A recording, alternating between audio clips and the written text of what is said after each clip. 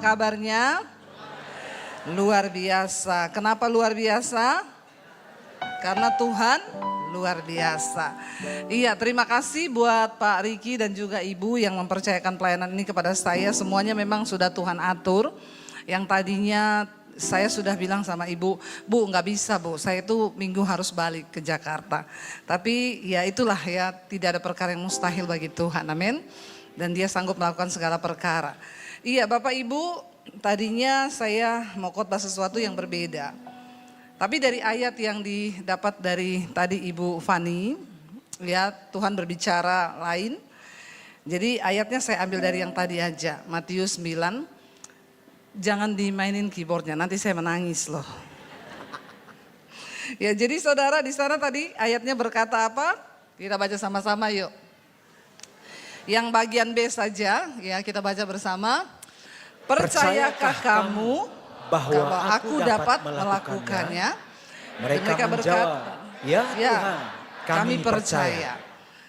Silakan duduk Bapak Ibu. Jadi kisah ini ketika Yesus sedang dalam sebuah perjalanan, ya dia ketemu dengan orang buta saudara. 2 orang buta dikatakan di sana. Dan orang buta itu mengikuti Yesus dan mereka berkata, Tuhan kasihanilah kami. Ya, sembuhkanlah kami. Zaman Yesus dulu sudah ada klinik mata belum? Kok tahu? Emang Bapak Ibu ada di sana? Belum ada klinik mata. Jadi kalau orang sudah dinyatakan buta, ya sudah terima nasib. Enggak ada dokter mata, enggak ada klinik mata. Memang satu-satunya yang bisa menyembuhkan itu hanya mujizat. Hanya mujizat saudara. Kalau sekarang orang buta ada duit langsung berangkat toh. Kemana? Penang, Singapura toh. Apalagi kalau ada duit. Makanya sekarang mujizat banyak sudah tidak terjadi. Karena orang kaya sekarang batuk sekali Singapura toh.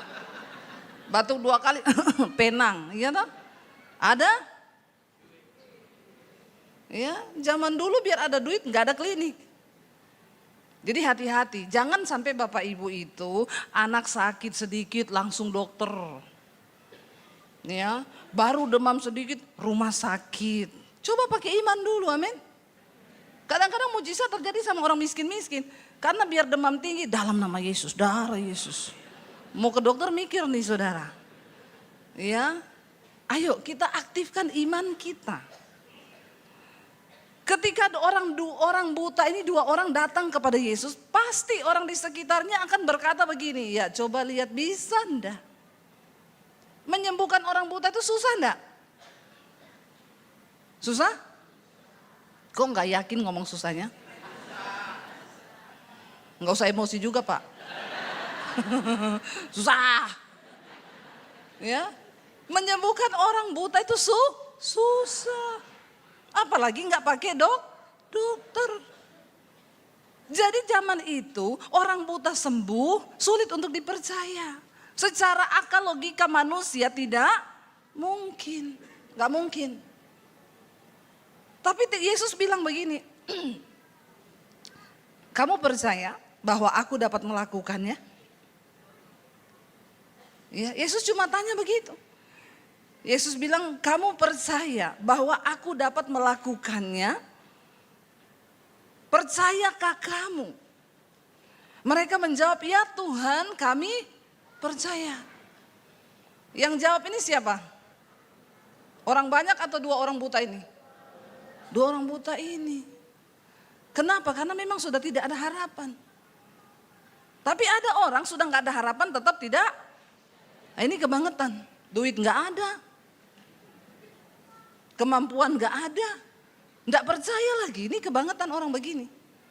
Ya, udah pinter, IQ-nya rata-rata. Pintar kagak. Kaya juga kagak. Tapi gak percaya Tuhan, ini kebangetan. Mending mati aja. Bener gak?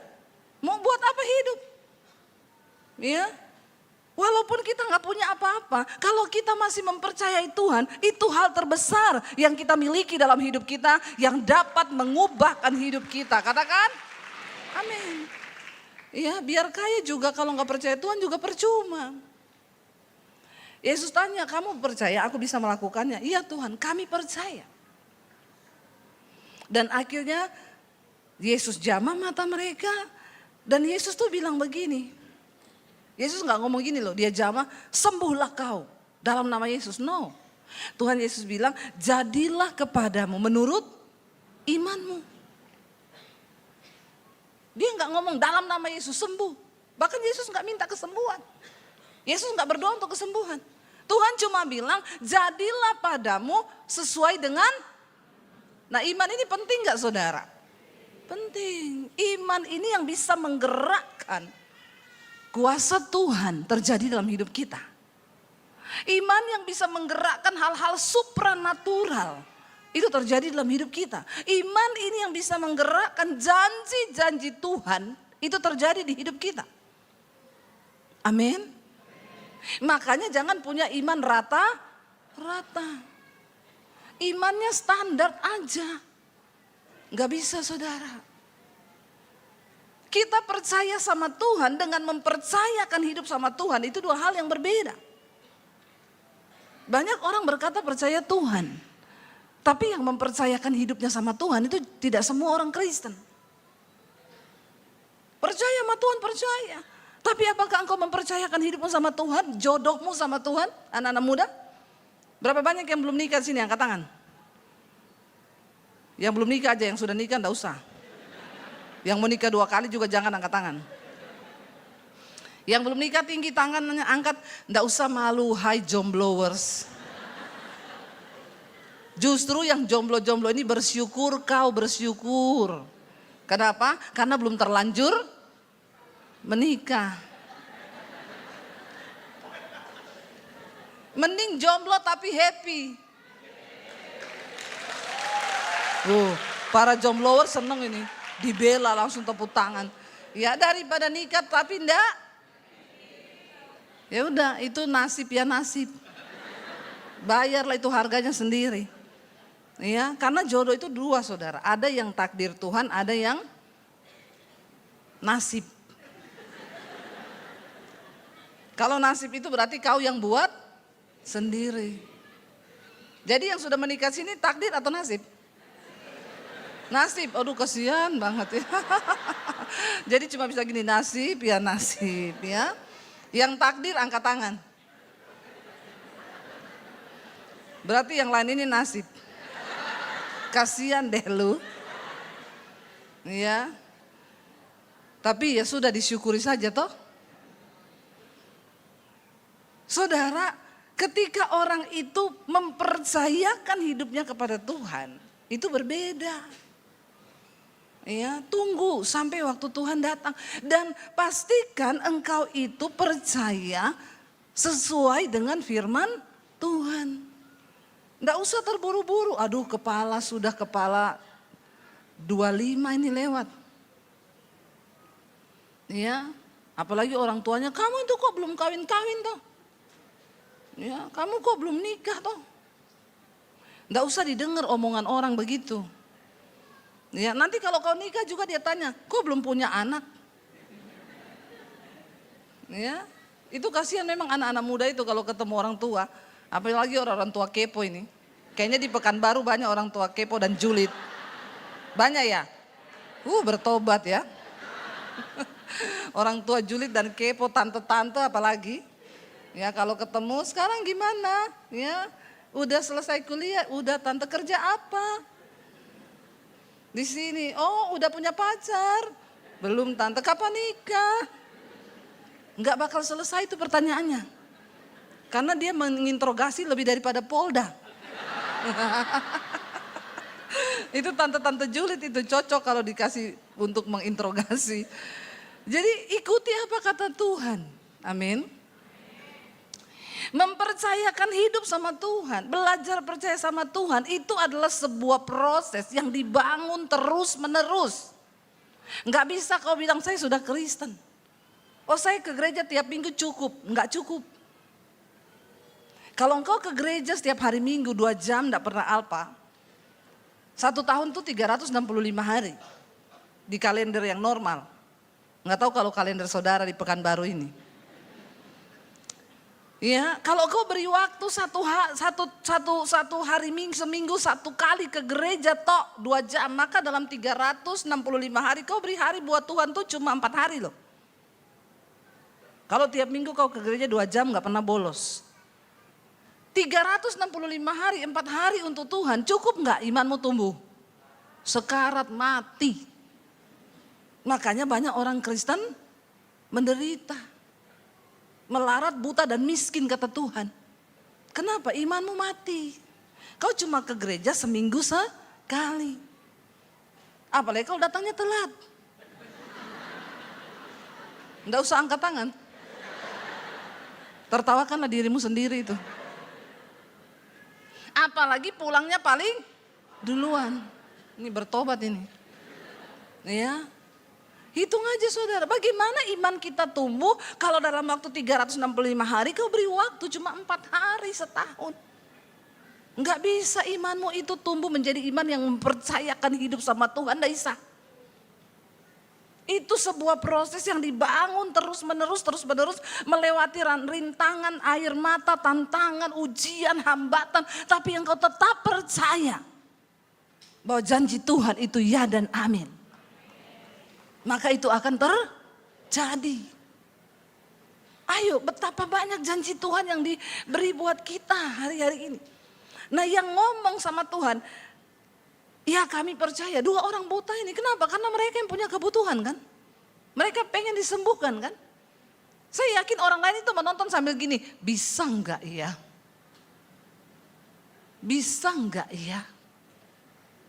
Tapi waktu Tuhan tanya, kamu percaya aku bisa melakukannya? Ya kami percaya Tuhan. Lalu Tuhan bilang, jadilah sesuai imanmu. Iman itu saudara berperan aktif di dalam kita meraih janji-janji Tuhan dalam hidup kita.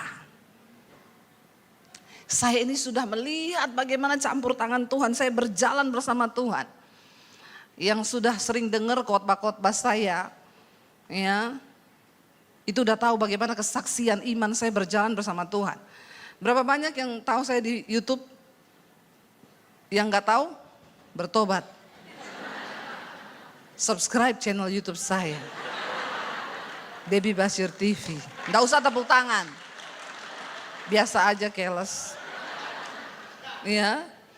Itu saudara, bagaimana perjalanan iman saya bersama Tuhan. Dari apa yang tidak ada menjadi ada. Saudara pikir itu terjadi begitu saja? No, imanmu sedang menggerakkan semua janji Tuhan yang sudah diberikan buat Tuhan. Di sorga itu Tuhan sudah sediakan semua yang terbaik. Tapi banyak orang Kristen gak mau ambil itu. Kau pilih berjuang dengan kekuatanmu sendiri. Kau pilih berjuang dengan kemampuanmu. Dengan uangmu. Hanya mereka yang mau berjuang bersama Tuhan dan percaya bahwa janji Tuhan itu ya dan amin. Mereka lah yang akan melihat itu sungguh-sungguh terjadi dalam hidupnya. Ya bagaimana perjalanan dulu saya udah sering kesini loh. Itu tahun-tahun berapa ya? Belum jadi YouTuber waktu itu. Tahun-tahun berapa ya Bu dulu ya? 2012 ya? Lama loh ya, sebelum pandemi jauh itu. Dan bagaimana Tuhan itu ya melakukan banyak hal dalam kehidupan kami. Itu begitu luar biasa. Kita mau belajar saudara hari ini. Iman itu sesuatu yang tidak terlihat tetapi kita percayai. Menghadapi ketakutan, menghadapi persoalan, menghadapi tantangan. Tapi kita tetap percaya dan mengimani bahwa Tuhan itu beserta dengan kita. Itu satu hal yang luar biasa. Kita mau belajar hari ini dari seorang tokoh di Alkitab yang bernama Gideon saudara. Ya, Gideon itu dipakai Tuhan untuk membawa bangsa Israel keluar dari perbudakan musuh. Waktu bangsa ini berdosa, mereka melakukan sesuatu yang tidak berkenan pada Tuhan, hidup mereka jatuh. Mereka miskin, mereka ditindas, mereka kelaparan, mereka bekerja, hasilnya itu diambil sama musuh. Dan itu gak enak.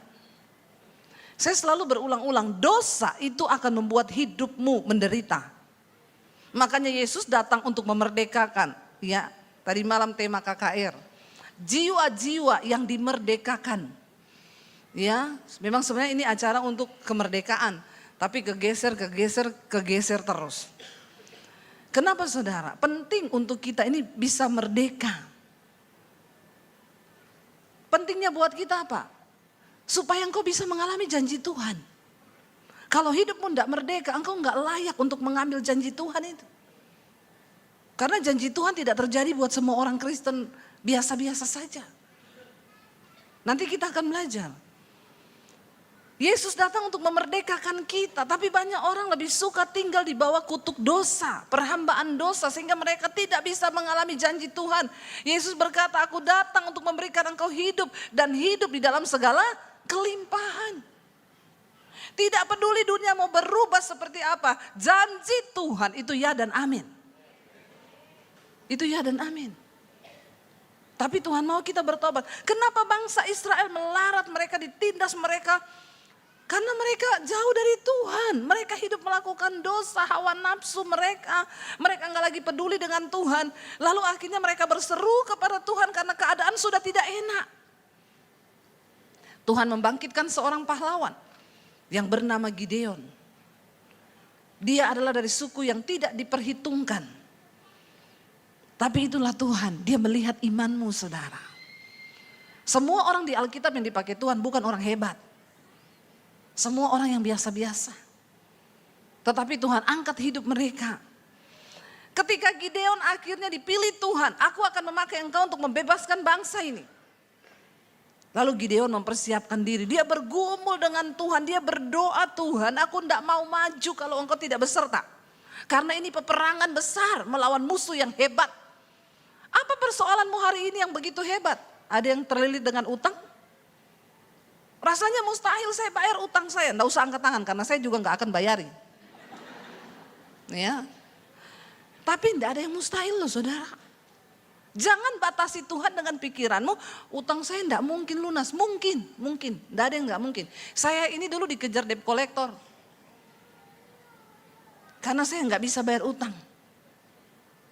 Jadi saya tahu kalau ada jemaat yang dikejar debt collector, saya pernah tahu rasanya apa. Ada yang datang, Bu doakan saya Bu, saya dikejar debt collector. Udah berapa lama? 6 bulan, saya dulu 2 tahun. Saya tahu bagaimana dipermalukan, saya tahu bagaimana deg-degannya. Ya, karena ada 2 hal yang membuat jantung berpacu dengan cepat, jatuh tinta dan jatuh tempo. Lihat toh, jatuh tempo itu bikin jantungan. Apalagi kalau udah mau jatuh tempo, duitnya tidak. Wah itu. Saudara, saya pernah merasakan itu. Lalu saya melibatkan Tuhan. Kami berdua dengan suami, kami jejer itu kredit card. Kami nggak pakai kredit card untuk beli tas, beli ini, enggak. Untuk bayar cicilan rumah. Tapi kegulung bunga berbunga masuk ke pokok, kegulung. Sampai akhirnya kami libatkan Tuhan, kita tumpang tangan semua itu kredit card. Kalau orang lihat, orang bilang orang gila. Iya tuh, kamu punya utang, usaha kerja di luar sana. Cari duit untuk bisa bayar utang. Tapi kami start dari sebuah awal yang luar biasa. Kita tulis semua utang kita, kita berdua tumpang tangan Tuhan. Kami mau melibatkan Engkau. Dengan kekuatan kami sudah tidak mampu Tuhan. Dan Tuhan bekerja dengan cara yang ajaib. Selalu ada jalan yang terbuka bagi orang-orang yang mau percaya sungguh sama Tuhan. Jangan andalkan kekuatanmu sendiri. Kau stres, bahkan banyak yang gila berakhir bunuh diri karena mengandalkan kekuatannya. Ketika Gideon akan berhadapan dengan musuh, dia membangun hubungan dengan Tuhan. Dia berdoa, Tuhan yakinkan aku bahwa engkau menyertai aku Tuhan. Tuhan bilang aku menyertaimu, maju. Orang kalau mau perang, dia bikin strategi kan mau maju kan saudara. Enggak ada orang perang enggak pakai strategi. Gideon menyusun kekuatan dengan semua orang mereka. Kalau kita mau berhadapan dengan musuh yang banyak, Maka hitungan kalkulator otak kita bicara tentang kalau mereka banyak, maka kita akan ajak orang yang lebih banyak kan? Karena semakin banyak, maka kemungkinan menang itu semakin besar. Ya. Lalu Gideon kumpulkan semua orang di perkemahan, di dekat mata air di Harod. Ayo kita semua berkumpul di sini. Ya, kita akan maju besok untuk berhadapan dengan musuh. Semakin banyak ajak supaya semakin menang kita. Lalu berapa banyak yang diajak saudara? 30.000 orang. Banyak gak? Banyak. Tadi malam KKR 10.000, dan 3 kali itu. Maju untuk berperang. Lalu mereka maju. Tuhan bilang sama Gideon begini. Kita buka Hakim-Hakim 7. Hakim-Hakim 7, Gideon mengusir musuh. Kita baca bersama. Durasi khotbah 24 menit lagi. Tapi kata Pak Riki suka-suka saya. Ya. Saudara, Gideon mengusir musuh. Ayat yang pertama, adapun Yerubbaal itulah Gideon bangun pagi-pagi bersama-sama dengan dia. Lalu mereka, segala rakyat yang bersama-sama dengan dia, lalu mereka berkemah dekat mata air Harod, perkemahan orang Midian. Ada di sebelah utaranya, dekat Bukit More di lembah, di sebelahnya saudara. Ya. Ayat 2 berkata, berfirmanlah Tuhan kepada Gideon, terlalu banyak rakyat yang bersama-sama dengan engkau itu daripada yang ku kehendaki untuk menyerahkan orang Midian ke dalam tangan mereka. Jangan-jangan orang Israel memegahkan diri terhadap aku sambil berkata, tanganku sendirilah yang menyelamatkan aku. Silakan duduk dulu. Logika manusia, strategi peperangan untuk berperang melawan orang Midian yang banyak, maka dia harus mengajak banyak orang ikut berperang. Lebih tenang hati, mereka 20.000, kita maju 30.000. Tapi hitungannya Tuhan selalu bertentangan dengan otak manusia. Makanya jangan percaya yang masuk akal. Karena iman itu sesuatu yang tidak masuk akal. Dan Tuhan suka bekerja dengan cara-cara yang tidak masuk. Karena yang masuk akal itu manusia, yang tidak masuk akal itu Tuhan. Amin. Tuhan bilang jangan terlalu banyak. Nanti kalau mereka menang perang, mereka akan berkata apa? Karena kita banyak. Maka keoklah orang Midian itu. Tuhan bilang tidak begitu. Nanti kamu sombong dan kamu mencuri kemuliaanku. Terlalu banyak. Lalu Tuhan bikin seleksi. Tuhan bilang begini, sekarang serukan kepada rakyat itu. Ya, siapa yang takut dan gentar, suruh mereka pulang. Yang maju itu hanya yang berani saja. Lalu pulanglah berapa? 20.000. Tadinya 30.000 mundur. Nah ini gambaran orang Kristen nih. Yang ke gereja banyak. Tapi yang takut dan gentar lebih banyak. Yang diajak 30.000. Ternyata 20.000 orang penakut. Kalau kau penakut, kau gak bisa mengimani janji Tuhan. Kalau kau penakut, kau gak bisa punya iman yang besar yang bisa menggerakkan mujizat Tuhan bekerja. Karena iman itu lawannya adalah ketakutan. Orang yang takut tidak punya iman. Lawan ketakutanmu saudara. Waktu disuruh pulang 20.000. Ya ampun. Ya ternyata ini semua prajurit yang makan mie instan. Jadinya penakut. Karena kan beda saudara ya, kalau prajurit itu makan daging, makanannya benar beda. Dia nyanyi dari Sabang sampai Merauke. Kalau makan mie instan, dari Sabang sampai Merauke. Dari Nana sampai ke Talaut itu. Ini beda juga imannya memang. Nah yang di Pekanbaru ini makan daging atau mie instan? Jangan kebanyakan makan mie instan, gak bagus buat ususmu dan buat nyalimu. 20.000 pulang. Tuhan tuh gak pernah salah. Kenapa dia suruh uji dulu? Percuma kau banyak-banyakan datang mau perang tapi penakut. Belum berhadapan dengan musuh, nanti yang 20.000 ini bikin takut yang 10.000. Iya enggak? Ingat kisahnya pengintai? Ya maju cuma 2 yang berani, akhirnya gugur saudara. Lebih banyak yang takut daripada yang berani. Sama-sama maju nih, sama-sama bilang beriman. Tapi cara pandang orang yang beriman itu berbeda dengan orang yang imannya pas-pasan. Ya, 20.000 ternyata tentara makan mie instan pulang. Jangan kau duduk di gereja, padahal imanmu itu iman yang penakut. Karena kalau datang seleksi, kau akan tereliminasi saudara. Waktu kau berkata, aku ikut Tuhan, maka katakan, aku berani Tuhan. Apapun harga, berapapun harga yang harus aku bayar, aku akan bayar bersama dengan Tuhan. Sampai di garis akhir hidupku, aku akan tetap percaya bahwa Tuhan itu ya dan amin. Bahkan kematian adalah sebuah keuntungan bersama dengan Kristus. Bilang amin saudara. Saya ini sudah khotbah menggebu-gebu loh. Masa bilang amin aja gak berani? Yes saudara, tangkap itu. Lalu masih tersisa 10.000. Tuhan bilang masih banyak. Bayangkan tinggal 10.000. Tuhan bilang masih terlalu banyak. Suruh mereka turun minum. Maka di situ Tuhan akan menseleksi mereka. Ya. Aku akan menyaring mereka ketika mereka minum. Aku akan menyaring mereka bagimu di sana. Siapa yang kufirmankan kepadamu, inilah yang akan pergi bersama-sama kata Tuhan. Dia akan pergi dengan engkau, tetapi yang tidak kufirmankan mereka akan tinggal. Setelah mereka itu disuruh Gideon pergi, ayo kita semua turun minum ke air. Berfirmanlah Tuhan kepadanya, barang siapa yang minum air dengan lidahnya seperti anjing menjilat, harus kau kumpulkan tersendiri. Demikian juga yang berlutut, lalu dia ambil air untuk minum. Jumlah mereka yang menghirup dengan membawa tangannya berlutut ke mulutnya itu cuma ada 300 orang. Yang 700 itu sisanya semuanya minum saudara seperti anjing. Jadi lebih banyak yang mana? Ya, kenapa Tuhan suruh yang berlutut lalu yang ambil air begini yang akan kau pilih?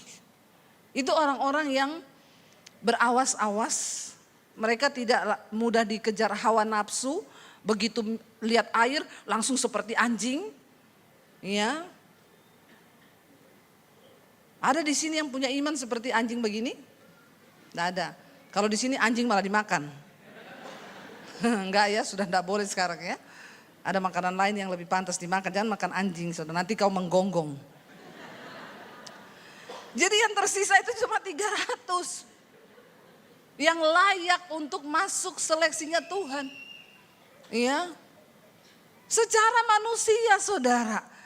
Gideon ini kira-kira lebih gampang percaya yang kelihatan atau yang tidak kelihatan? Ya kalau kita mungkin dari Gideon, Tuhan aku sih lebih pilih ngajak 30.000 ya daripada 300 ya enggak saudara. Ya mungkin kalau kita jadi Gideon kita mundur terhormat kan. Waktu saya membangun sekolah misi saudara. Tadi yang disaksikan Pak Riki. Selesai pandemi, puji Tuhan kami diberkati Tuhan lewat YouTube. Awal pandemi uang saya dan suami cuma 10 juta. Kita nggak tahu pandemi ini mau sampai kapan. Waktu pandemi saya bilang sama suami kita ini ternyata terlalu percaya sama Tuhan. Kenapa saya bilang begitu? Karena ternyata kita tidak punya gaji bulanan. Kita hanya menggantungkan iman sama Tuhan. Ya kita hidup dari pelayanan.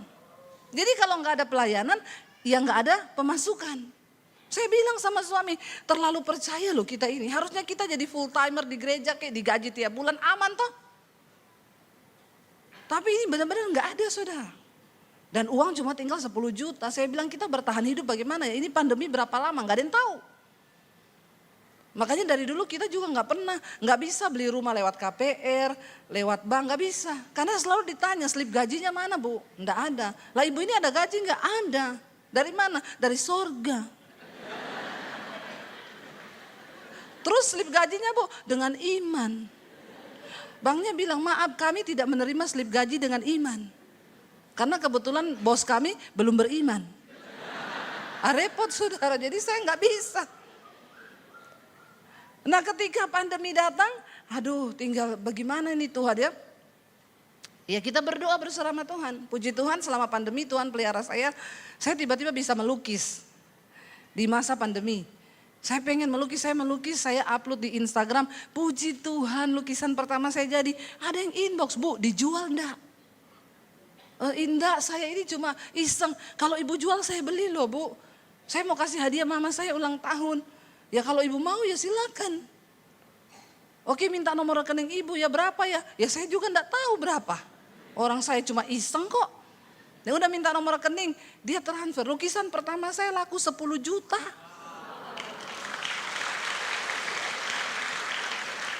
Begitu dengar 10 juta saja baru wow kau. Wow kan Tuhan itu. Begitu 10 juta semangat gak saya? Semangat saya, Tuhan uang tinggal 10 juta awal pandemi, gak tahu sampai berapa lama. Ini kok tiba-tiba lukisan saya dibeli 10 juta. Tadinya suami saya marah-marah, beli kanvas habis banyak, nanti kita ndak ada uang begini. Saya bilang ya saya pengen toh saya lebih penting uang atau istri. Kalau ada 9 juta. Iya toh hati-hati juga nyanyi lagu itu. Kalau ada 9 juta biar ku pinjam saja semua. Jangan ya kalau pinjam utang. Sekarang ini orang kalau utang susah ditagih. Jadi jangan kasih orang berutang, suruh dia berharap sama Tuhan, amin. Enak aja, masalahnya kita kalau mau nagih utang ya, ngetiknya itu hati-hati. Selamat siang, maaf banget. Mau nagih utang ini, padahal ini kita yang punya duit ini. Maaf banget, kayaknya kan dulu kamu pinjem uang saya ya. Katanya cuma seminggu, ini sudah 3 bulan loh. Maaf banget karena saya lagi butuh. Dan kita tunggu balasannya dia, jantung kita deg-degan. Padahal yang punya duit siapa? Kita. Tapi kita yang deg-degan. Tunggu balasannya dia, ting masuk gini. Halah uang juga cuma 1 juta ditagi-tagi udah kayak 10 juta. Kalau ada. Makanya jangan masukkan dirimu dalam pencobaan. Saya sekarang gak mau juga saudara. Apalagi udah, sis masih ingat aku enggak? Itu WA yang paling horor. Masih ingat aku enggak? Udah lama loh kita gak ketemu. Langsung saya balas, kebetulan saya tadi malam amnesia. Lupa ingatan. Soalnya menakutkan itu, pasti mau pinjam duit itu. Jadi saudara akhirnya suami saya marah-marah itu.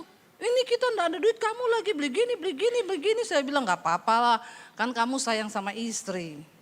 Dia sih diem. Begitu laku 10 juta dia bilang, ayo say aku anter. Beli kanvas. Ini memang suami yang luar biasa. Biasanya bapak-bapak begitu memang. Jangan disalahkan karena bapak-bapak itu lebih pakai logika.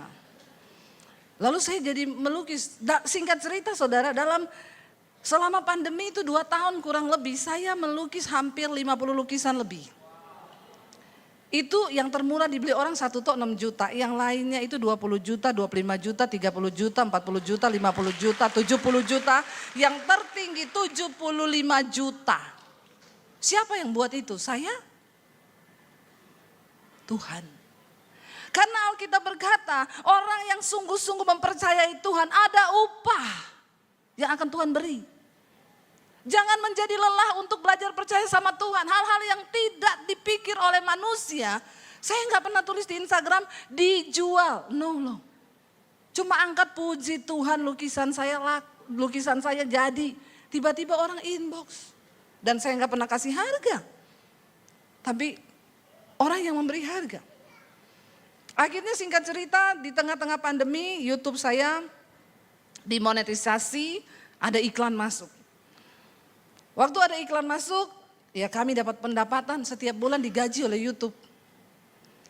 Ya, tapi banyak orang Kristen gini, Bu itu kok YouTube-nya ada iklannya. Lagi doa, Shopee COD.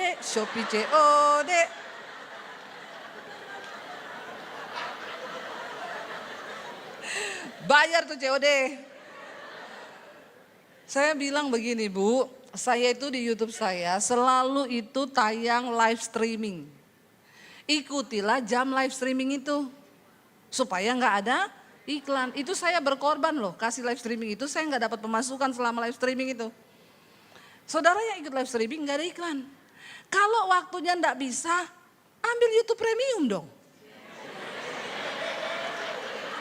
Kayak orang miskin saja ini jemaat nih. Udah gitu apa saya yang disuruh tutup iklan. Kau itu sudah tidak kolekte. Terus kau suruh lagi saya tutup iklan. Lah kita ini kan dapat upahnya dari situ tuh. Janganlah kau suruh tutup. Kalau kau tidak mau ada iklan premium dong. Amin. Supaya nggak ada Shopee COD. Lalu saudara, kami diberkati singkat cerita. Kami mulai berdoa, Tuhan mau bawa kemana pelayanan kami. Beberapa teman-teman hamba Tuhan, Bu, buka gereja. Teman saya bilang, buka gereja Bu. Jemaat juga, Ibu kapan buka gereja? Saya ini melihat saudara, gereja ini sudah banyak sekali.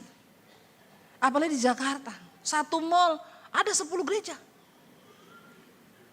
Itu saya juga pikir siapa semua yang masuk di situ. Ya, dan kayaknya nggak ada pertumbuhan jiwa, yang ada cuma perputaran jiwa. Jiwa yang terputar-putar di situ. Kepahitan di sini dia pindah ke situ, ya kan? Nanti tidak cocok sama pendeta itu dia pindah lagi kemari. Jemaat yang tidak bertumbuh karena sedikit-sedikit dicabut terus. Baru mau tumbuh cabut. Lihat di sana ada gereja baru buka, kayaknya enak kita ke situ yuk. Sampai di sana nggak cocok pindah lagi. Kalau kau tidak cocok, kau yang sedang dibentuk. Jangan kebanyakan pindah, nanti mati. Amin. Tapi saya tersinggung sama itu pendeta. Ya berarti kau orangnya sensi. Harus dibentuk. Sama firman aja tersinggung loh. Ya saya udah bilang kalau saya khotbah, ada yang tersinggung puji Tuhan 12 kali. Karena kalau nggak tersinggung kebangetan.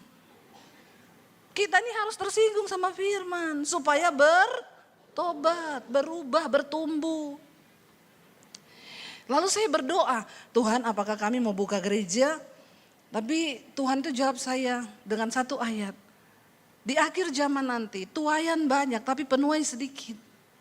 Aku enggak suruh kamu buka gereja, tapi jadikan orang itu penuai-penuai. Saya tanya sama Tuhan bagaimana caranya? Ya bangun sekolah misi, karena saya ini dulu dari sekolah misi saudara.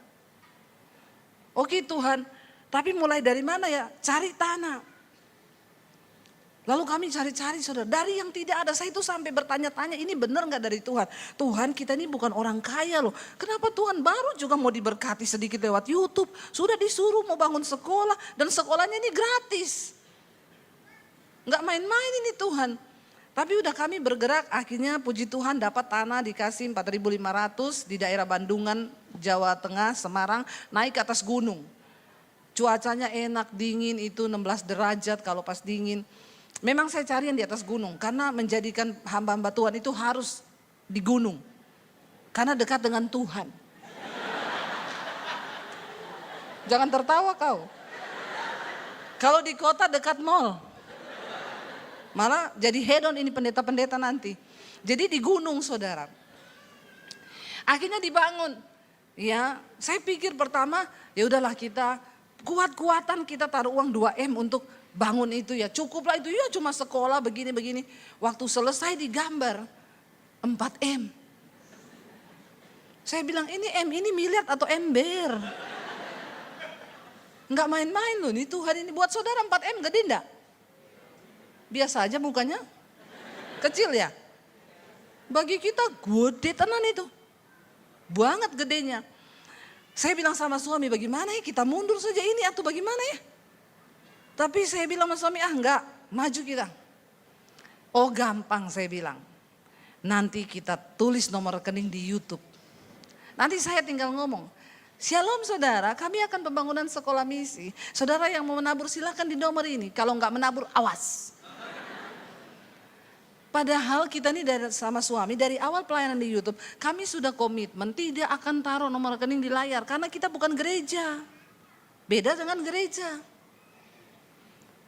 Tapi saya tergoda waktu itu seperti Gideon yang tergoda membawa pasukan yang besar untuk kemenangan.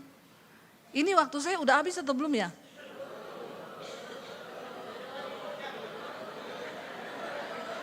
Sampai jam 12 boleh? Anda puas, saya lemes. Lalu saudara, saya bilang sama suami, iya taruh nomor rekening aja nanti di YouTube. Ini kan khusus ya untuk pembangunan. Saya bilang kalau yang nonton pagi itu 50.000, malam 100.000. Bayangkan aja kalau mereka kasih 50.000 lah. Satu orang. Kan enggak berat itu. Udah ketutup pembangunan kita. Tapi saya sudah mulai pakai seperti Gideon. Lalu satu saat suami saya tanya, "Say, nomor rekening mana yang mau ditaruh? Kita sudah mulai tayang nih." Saya bilang enggak usah. Saya berdoa, Tuhan bilang, "Silakan taruh nomor rekeningmu kalau kau mau seperti itu. Kamu akan mendapatkan uang yang kamu mau bahkan lebih.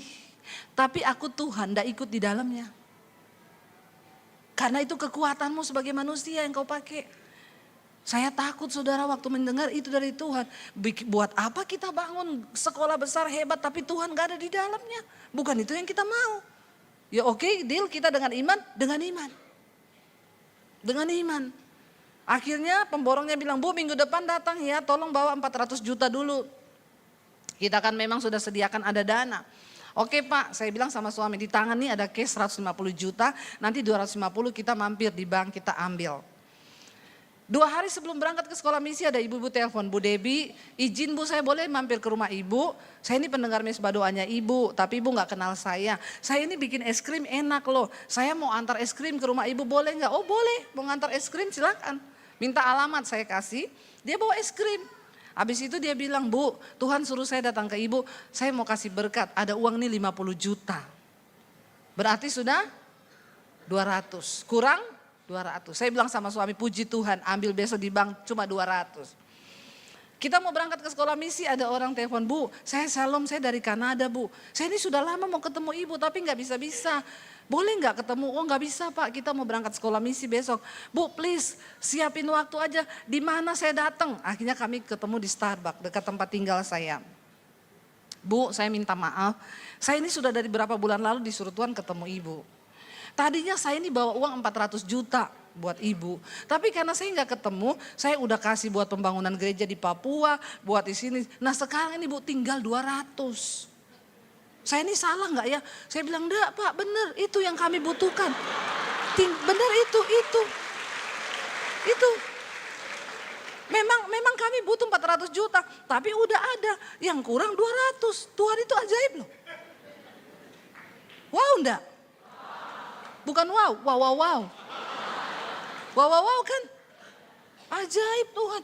Saya itu meneteskan air mata waktu berangkat ke sekolah misi. Tuhan bilang begini, "Kalau kau sudah dengan kekuatanmu, kau tidak akan pernah melihat hal-hal ini terjadi. Kau tidak akan punya banyak kesaksian tentang bagaimana aku bisa bekerja dalam hidupmu. Kau gak akan pernah bisa melihat tanganku, janjiku tergenapi bagi orang-orang yang sungguh-sungguh percaya dan mempercayakan hidupnya kepada Tuhan." Amin. Saya meneteskan air mata. Singkat cerita pembangunan sekolah berjalan cuma 6 bulan selesai. Orang telepon, "Bu saya mau sumbang cat, semua yang Ibu butuh ya hubungi pemborong saya. Bu saya ini mau dari pabrik kasur, saya mau sumbang kasur buat sekolah misi Bu, hubungi. Bu saya mau sumbang ini, terakhir Bu kami mau sumbang furniture, semua yang Ibu butuhkan Tuhan suruh kami kasih semua furniture dari pabrik furniture." Saudara, waktu staf saya hitung-hitungan, "Bu ini kan kita hitung semua gratis ya. 50 anak ya maksimal. Minimum 30. Pengeluaran dalam waktu 6 bulan sekian ratus juta." Saya lihat, banyak ya. Tapi Tuhan bilang dari awal aku sudah beserta. Kenapa engkau ragu? Jalan. Sampai hari ini sudah 4 angkatan. Tuhan terus mencukupi dan tidak pernah berkekurangan. Amin sudah. Dan Gideon memenangkan pertempuran cuma dengan 300 orang. Waktu Tuhan beserta dengan kita. Waktu kita belajar mempercayakan hidup kita sama Tuhan. Waktu kita sungguh-sungguh hanya mengandalkan Tuhan. Engkau akan melihat janji firman Tuhan itu terjadi. Bangkit berdiri bersama, satu-satunya yang kuandalkan Tuhan. Kami percaya, waktu kami menjadikan Engkau satu-satunya andalan kami, mujizat-Mu terjadi.